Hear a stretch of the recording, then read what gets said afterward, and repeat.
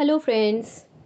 Today we will talk about class 7th chapter number 8 that is reproduction in plants.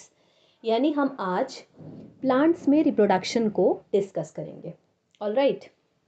तो सबसे पहले हम समझ लेते हैं कि रिप्रोडक्शन का मतलब क्या होता है.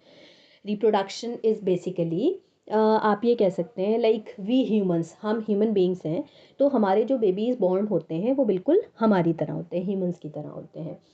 तो इसी तरह से एनिमल्स हैं, प्लांट्स हैं, वो भी बेबी बॉर्न करते हैं, उनके अंदर भी एनिमल के अंदर एनिमल बेबी बॉर्न होता है, ठीक है. और प्लांट्स के अंदर भी न्यू प्लांट्स प्रोड्यूस होते हैं. तो ये रिप्रोडक्शन के थ्रू होते हैं. इस प्रोसेस को हम क्या बोलते हैं? रिप्रोडक्शन बोलते हैं. So all living organisms have characteristics that they can produce their own kind. This production of the offsprings from the parents is called reproduction. तो सभी लिविंग ऑर्गेनिजम्स के अंदर लाइक ह्यूमंस के अंदर, एनिमल्स के अंदर, प्लांट्स के अंदर एक एक क्वालिटी होती है, एक कैरेक्टरिस्टिक होती है जिसके थ्रू वो प्रोड्यूस करते हैं अपनी काइंड को, यानी कि ऑफ देयर ओन काइंड. तो इस प्रोडक्शन को यानी इस पूरे प्रोसेस को, ऑफ स्प्रिंग्स को प्रोड्यूस करने के प्रोसेस को हम क्या बोलते हैं? रिप्रोडक्शन बोलते हैं. यहाँ तक क्लियर हो गया. इसमें बेसिकली हम बात करेंगे मोड्स ऑफ रिप्रोडक्शन के बारे में इन प्लांट्स. ठीक है, यहाँ पे जितने जो भी रिप्रोडक्शन हम डिस्कस करेंगे वो हम प्लांट्स के बारे में ही डिस्कस करेंगे, क्योंकि चैप्टर का नेम है रिप्रोडक्शन इन प्लांट्स.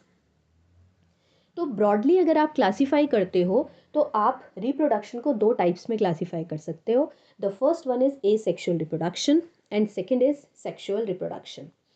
अब ए सेक्शुअल रिप्रोडक्शन और सेक्शुअल रिप्रोडक्शन को डिस्कस करने में ही आपका पूरा चैप्टर एंड हो जाएगा.